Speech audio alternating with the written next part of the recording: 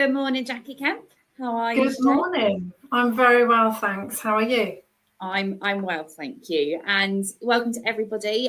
Today is the last part in our 4-part mini-series focusing on HR in action. And today we're looking at a dignified exit. So here we are empowering people to leave well. That's our focus. That's what we want to cover, because whether voluntary or not, the way that somebody exits your business does say as much about your culture as the way that they join. So in this session today, we're going to be exploring how HR and how leaders can manage exits with empathy, with clarity, with professionalism, while still protecting morale and brand reputation. So we'll cut maybe straight to it, Jacqui, with a quick question here. And why do exits, especially difficult ones actually, why do they still feel like a taboo topic within many organisations?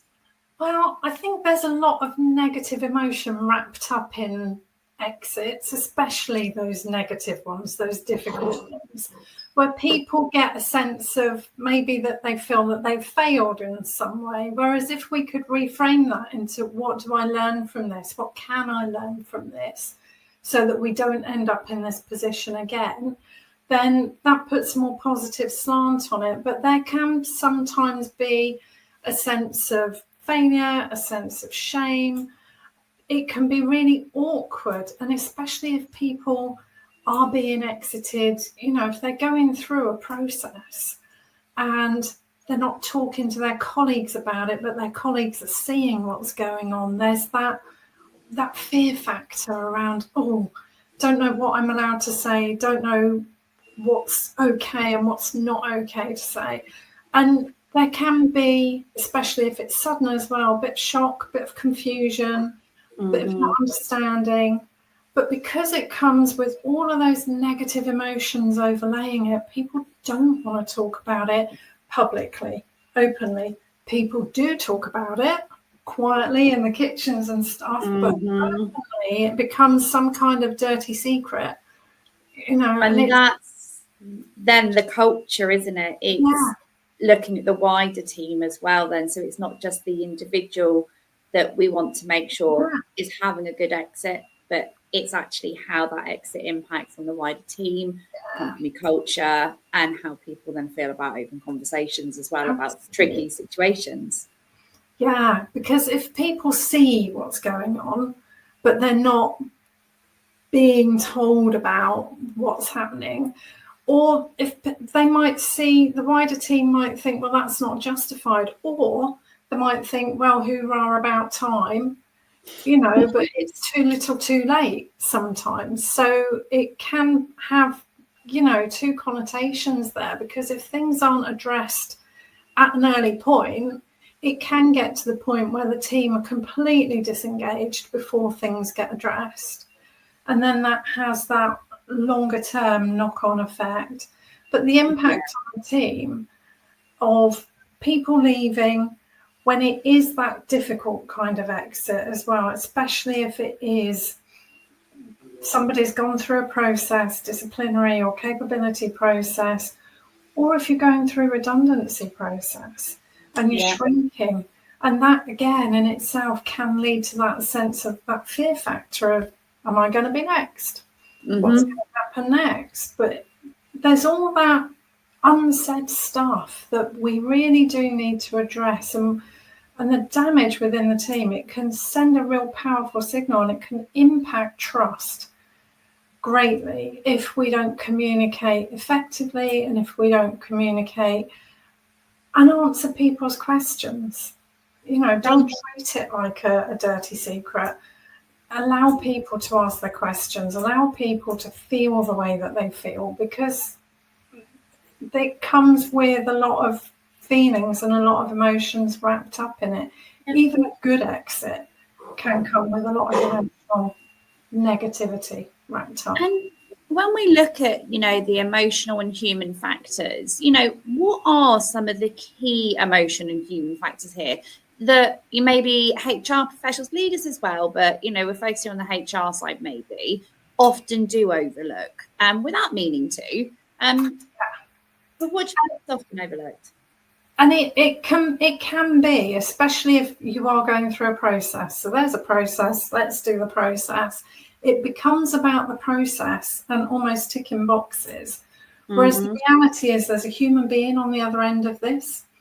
And if it's somebody who's, you know, in one of those square peg in a round hole situations, and I've had that a couple of times over the last few years, where I've had people with the best will in the world, really wanted to do their best for the business, but it was the wrong job.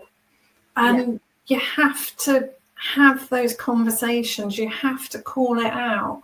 You know, and one in particular, a couple of years ago, I prepared to have a particular conversation that would be around performance.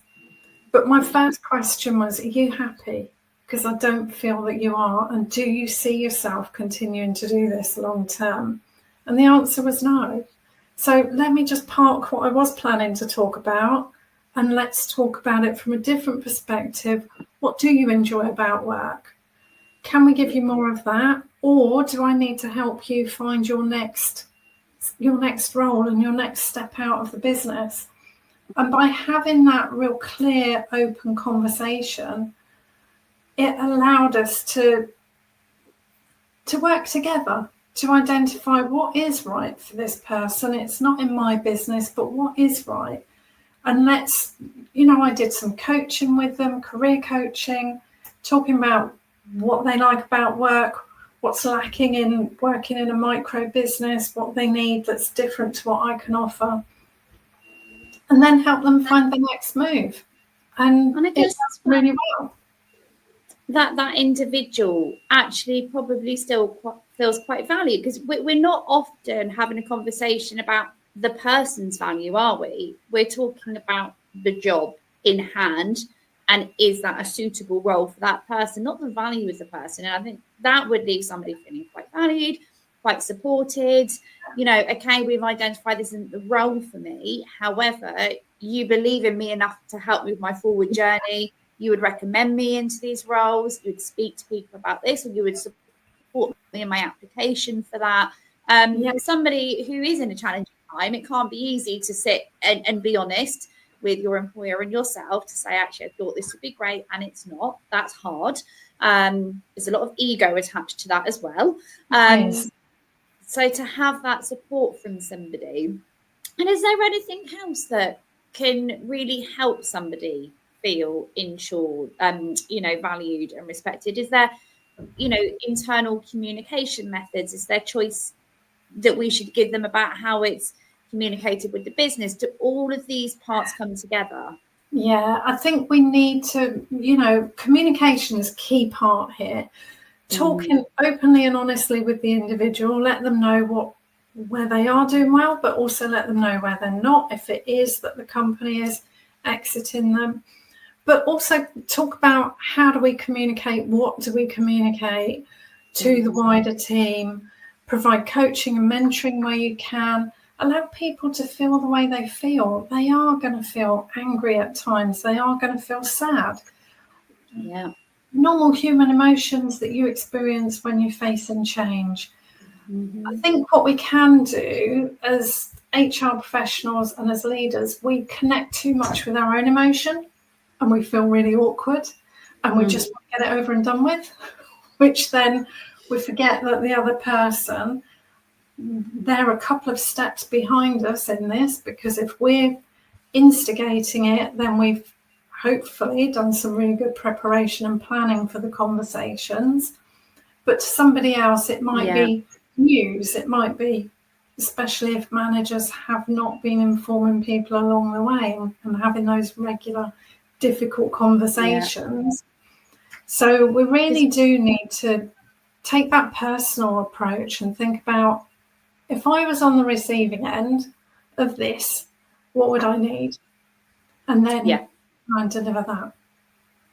And it's not one, but you've got a chance of getting it right. And we covered before, and you mentioned, haven't you, Stay, about where we're looking at the expected and the unexpected conversation. We're going to hope by now, I think it's quite clear, just to probably mention as well, we're going to hope that this is an expected conversation. We're going to hope that probational period was managed correctly. We're going to hope that the communication through conflicting times, that was managed properly. You know, we are really hoping that this individual here today that we might be discussing, you know, our made up friend, you know, that they are expecting to have this conversation because they've been communicated with, their managers kept them in line. And also a lot of people feel sad because they love their colleagues. And that's a whole other emotion. And it's quite easy to overlook, I think, in a corporate setting, isn't it? You know, this person might generally enjoy their colleagues. So you have that whole emotion there as well. And, you know, if we were to look to get that process right, that practice right, if we could like bullet point, maybe recap what we've covered previously about what a well-structured and dignified exit process looks like in practice, how would that flow? Well, it needs to start with that clear communication. As I've just kind of hinted at, it shouldn't be a surprise unless you are restructuring and there is a genuine redundancy situation, which does come as a surprise to people. But even then, and again, in HR, I've done restructures where I'm way ahead of the curve. I've known for a while we're doing the planning and the preparation, everything else, but to everybody else, it's a shock. Remember that. It's really important to remember that, because I do remember the first time I did a large restructure, there was a little bit of me in the back of my head that was thinking, oh, really? But we've been doing this for ages. It was like, no, I've been doing this for ages. They haven't. They're not prepared for this. They didn't know it was coming. So there will be downtime. So allow that sense of, yes, there will be a lack of productivity, but being clear in your communication and what's expected, making sure that if you are going through a disciplinary process, that the manager has had the original conversation, so it's not a shock for people. Being really clear in steps moving forward, in practical support that you can provide. Asking for feedback as well. You know, people, we do exit interviews because we love to know what people's experiences are. But do we do exit interviews when we've actually ourselves exited people, or do we not want that feedback? But actually getting feedback on the process that the person's been through can be invaluable, whilst accepting that there may be some real anger in there. But let's tease out what are the things that we need to learn from this, so that going forward we can continue to do the best that we can and continue to improve as much as we can. But having empathy for people, if we are doing a good structured approach to this, having empathy, remember it's a person on the end of a process, it's not just a process. And also make sure that you agree whatever's communicated within the team, within the organisation. Give people a chance to say their goodbyes if they need to say their goodbyes, but providing those opportunities. And I think just getting buy-in from the person who's going as to how they want this to be communicated as well. It's really important. Because I have, you know, even as a coach and therapist, I've supported people who are going through a process that felt like a very unfair process. But in supporting people through, helping them to have confidence and to leave with their head held high. Because the worst thing that can happen when we exit people is we remove all of their confidence in their abilities. And they end up feeling that they can never do this kind of job again, or whatever it is that's going on for them. But we don't want to exit people and have them leaving feeling like a wrung out dishcloth. We want them to leave head held high, good luck in wherever your next step is, you know, and some guidance on what that might be if this is definitely a square peg in a round hole. And being open. And when do you think, you know, when someone does resign or is being exited from the business, you know, what common mistakes do people make which maybe prevent, you know, these good conversations and practices happening, and how can we avoid them? Well, I think I mean, one thing I remember when I left a job, and my manager had been really good, but at the point that I resigned, it was like I'd flipped a switch in her or something, and it was difficult, yeah, very difficult relationship after that. And it was almost as if I'd done something to her, and it was being taken personally. And so we need to think about, you know, if someone's chosen to resign and they're moving on, then see the good in that, not the negative. Don't feel let down. Feel, how do I support you and what do I need from you before you leave? And keep that good relationship and that good communication going. I am going to sound like a broken record because I am going to say open communication again. Jacqui, open communication, Kemp. Yeah, communicate. Just, you know, talk to people. You know, ask them, as I've already said, the exit interview, it can be gold dust if you're prepared to take action with it. Yeah. If people are used to seeing exit interviews resulting in no change whatsoever, then it's just a tick box exercise, and people are going to treat it like that. I want honest feedback. I want to know what I can do as a manager to improve things for people. So if somebody's leaving, then I need to have that conversation to find out, and to not take it personally. I have to let my ego get out of the way. I think we also have to kind of think about, what about the team who are left? How are we organising the work for them? What support is being given to them?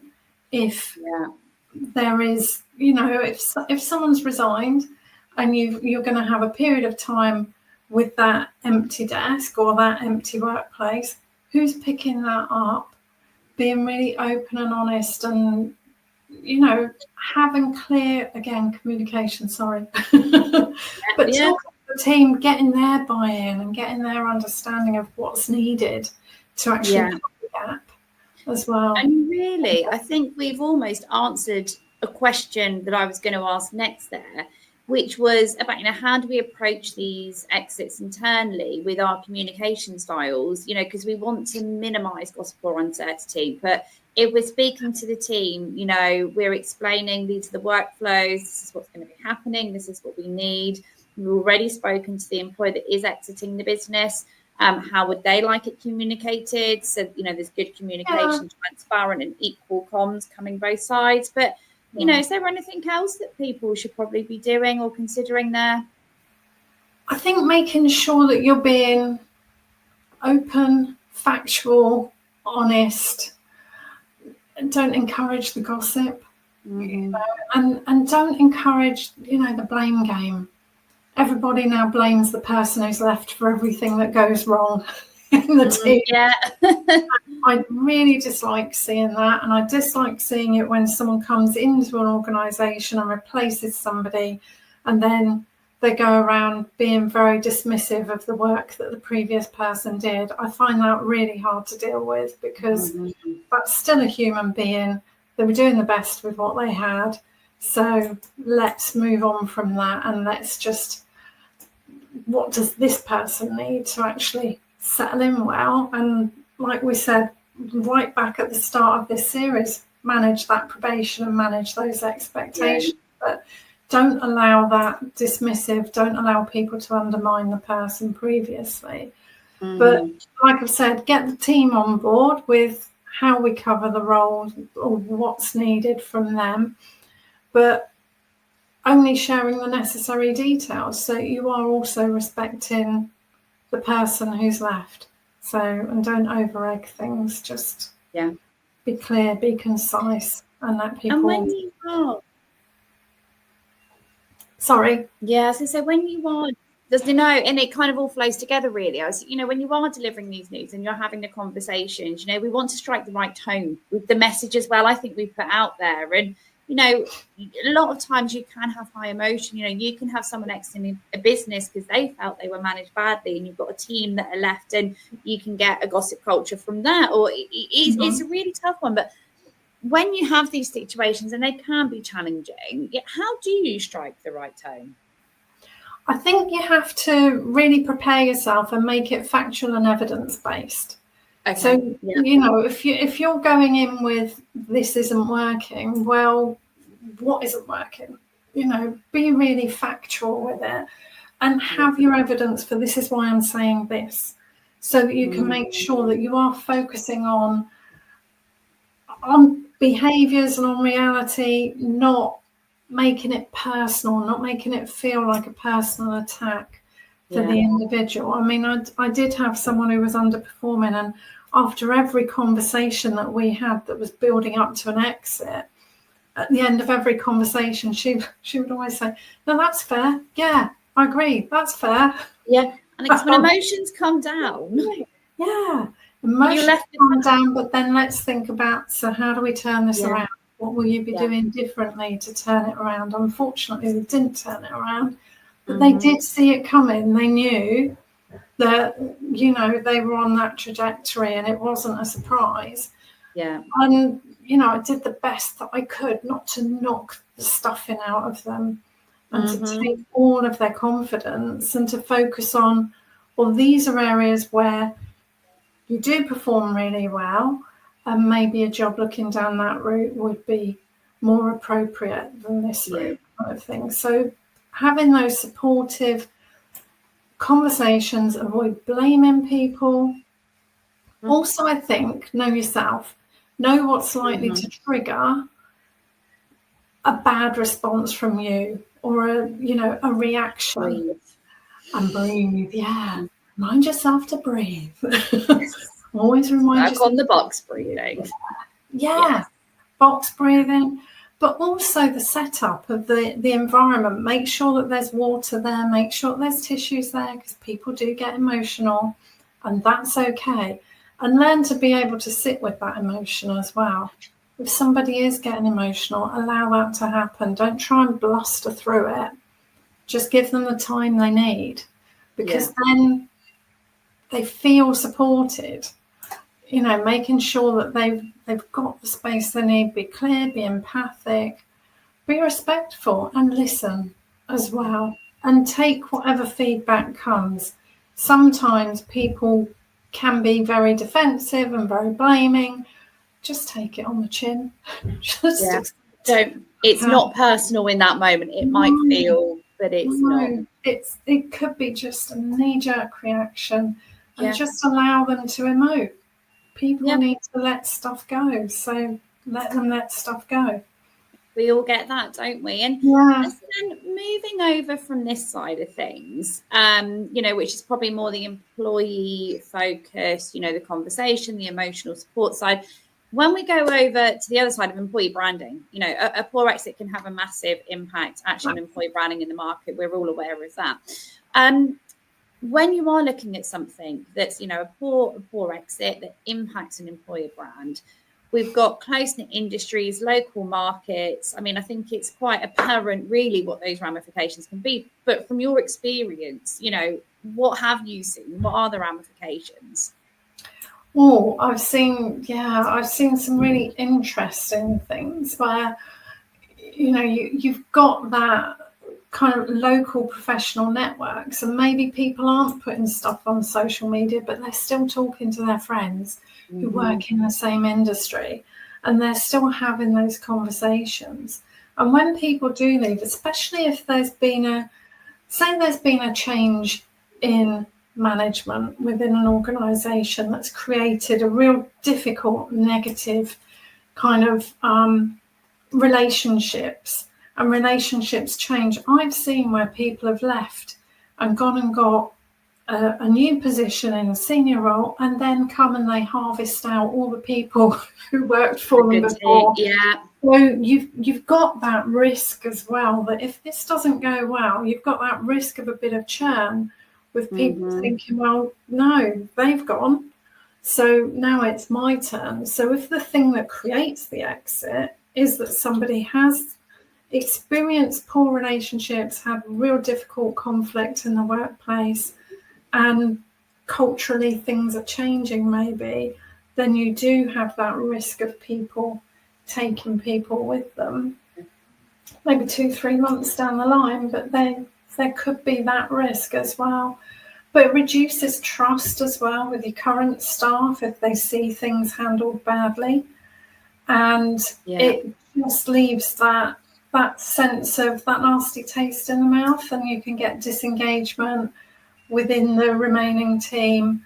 You can get people who just start to coast along because they're no longer sort of embedded with the values and the beliefs, and they see these things written down, especially because we've all got company values these days. But if they're not seeing it played out in the way that people exit a business, that can have a real detrimental impact on those remaining, but also those people who talk to other people. So it is your reputational brand that really does get impacted with this. To me years ago, when you've got a member of staff, it's not about keeping them forever. It's about that person wanting to rejoin. And that has stuck with me my entire career. It's not about keeping somebody with your organisation for 20 years, because sometimes it is better they go off, they learn, they develop, they spread their wings somewhere else. It doesn't mean then if you've hired them in the first place, they're probably something about them is right for your organisation. So you might want to rehire. So somebody has exited the business, but how can you maintain a positive relationship with your alumni and maybe even look to rehire in the future if the situation's right? What's key there? I think if you can build kind of active networks and include people who have done a great job and they've gone off, and like you say, they'll be learning new skills and new ways of doing things, and that's gold dust. Let them bring it back. Let the organisation build from that as well. But having those active networks where, if you do things like social events, social gatherings, inviting people along who were part of the team, who were really valued employees, keeping in touch, having that recognition of their achievements as well. I think that exit piece is really key to people even wanting to come back as well, because if we've done a really bad job there, they could be the best person in the world and they'll still want that distance maybe. I think keeping that loyalty where you just, even using them as ambassadors.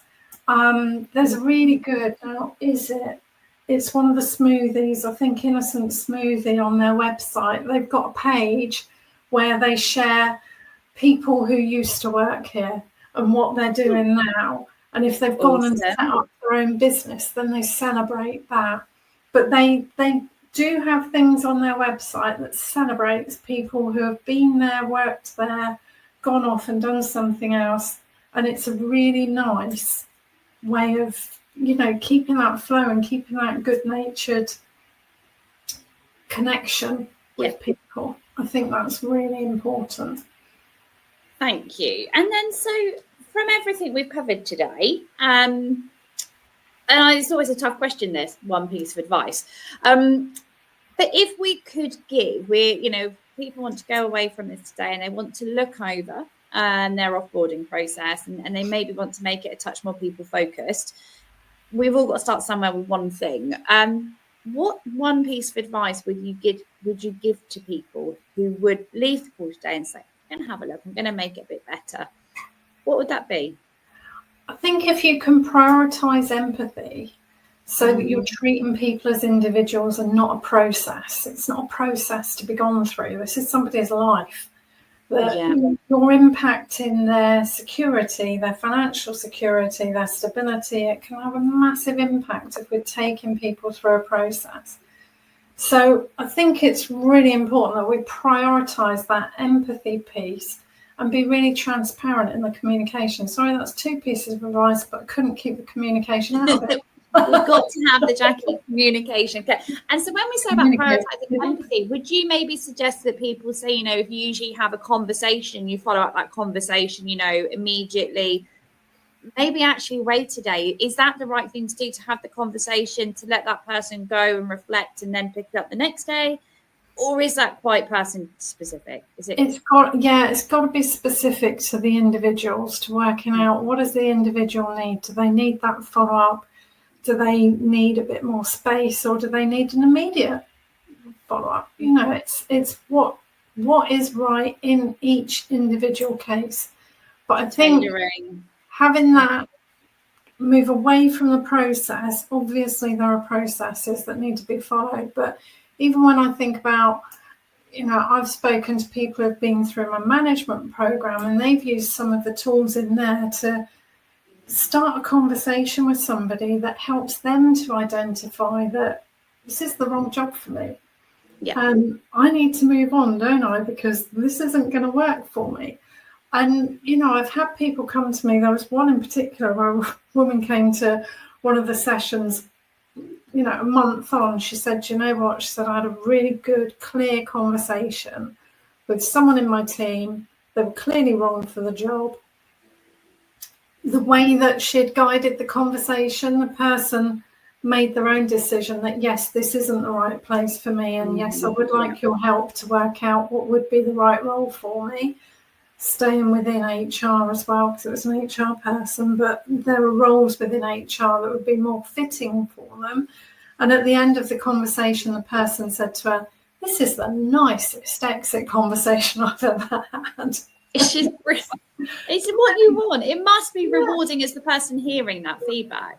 Yeah, absolutely. Yeah. You don't want to take them through a capability policy or a disciplinary policy for underperforming, or a PIP or whatever it is. You want to help people take their best, be their best, but maybe not in this role. This role's not going to bring out their best, so how do I help you move through? Yeah. And I think having that compassion for the fact it's a human being on the end of this who's not happy in their role, then that's what I need to focus on as opposed to as a process. Yeah, that makes sense. And then if we look at leaders probably as well, so leaders of organisations, you know, what is something that leaders can do today to start building a culture where exits are handled with more dignity, I can't get my words out today, and empathy? I think by acknowledging what the person has contributed and showing gratitude for them being part of the team and what they've contributed to the team, and focusing on helping them to transition. And like you said about alumni coming back, keeping that door open and not taking it personally, because then it sets the tone for everybody. If we can have that respectful acknowledging what people have achieved, even if there's been a difficult exit, they must have brought something. You know, I mean, I have had people work for me who I've thought, oh, you know, you're a lovely person, but not in this job. Take the role for you. But you're a lovely person, so let's celebrate that. You're a lovely person. I don't want to knock that out of you, but this is not the right role. So let's have that tricky conversation, and let me help you find what is the right role, if that's appropriate, if that's wanted. Not everyone wants that. Some people, and I go right back to the first question, some people really connect with that negative feeling that comes from this, because to them it feels like a failure, or it has a sense of shame. And the more we can do to help reduce that and to treat people as individuals, then the better the outcome for everybody. 100%. And really, two big focuses here is empathy and gratitude. Yeah, absolutely. Powerful words. And well, thank you for this today. We've drawn the mini-series to a close here, but please don't let this be the end of conversations. You know, these are recorded sessions that everybody can share with their teams, with their kind of wider organisations. Jacqui's always at the other end of the phone for help and advice. Just drop a message. And then thank you so much again, Jacqui, not just for today, but obviously the whole series that you've supported us with here. Yeah, thank you, Jacqueline. It's been fun. I've really enjoyed it. Oh, brilliant. Brilliant. We'll have the best week. And you. Wonderful. Take care. Cheers.